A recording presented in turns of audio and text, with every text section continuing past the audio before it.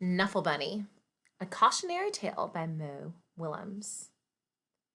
Not so long ago, before she could even speak words, Trixie went on an errand with her daddy. Trixie and her daddy went down the block, through the park, past the school, and into the laundromat. Trixie helped her daddy put the laundry into the machine. She even got to put the money into the machine. Then they left. Guys, what do you see happening on the page?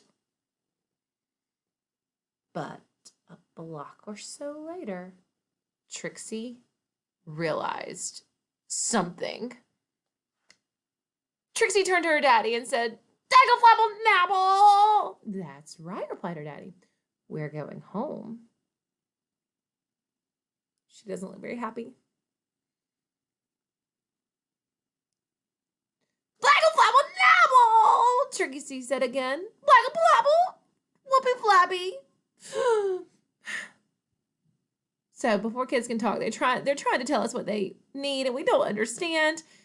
"Now, please don't get fussy," said her daddy. Well, she had no choice. Trixie bawled. Bah! She went boneless. Oh no, how do you think Dad's going to feel? She did everything she could to show how unhappy she was. By the time they got home, her daddy was unhappy too. As soon as Trixie's mommy opened the door, she asked, "Where's Knuffle Bunny?" Those moms know pretty fast, don't we?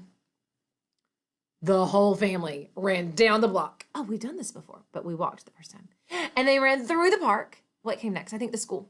Let's see. They zoomed past the school and into the laundromat. Trixie's daddy looked for Knuffle Bunny and looked and looked and looked. But Knuffle Bunny was nowhere to be found. Look at those eyes on Trixie. I feel so bad for her.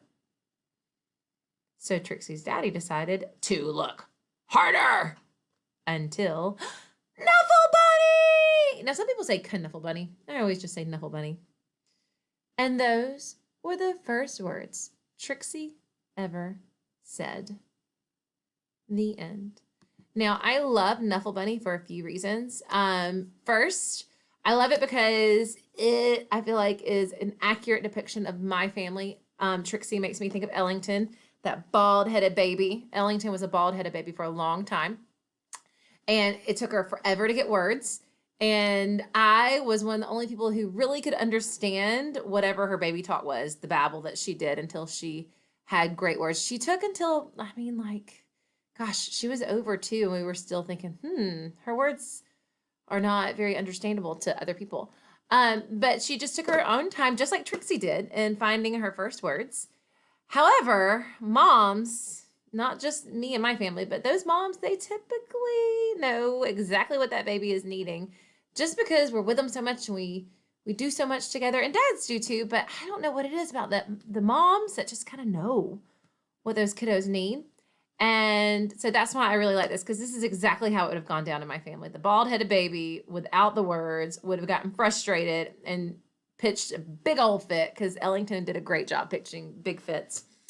Daddy would have gotten frustrated. He would have tried, but he would have gotten frustrated by the end of it. And when he finally got to me, I'd be like, "Oh, it's so easy." And he probably wouldn't make him any happier. So that's why I love the story of Knuffle Bunny for one reason. And the second reason is that it's a trilogy.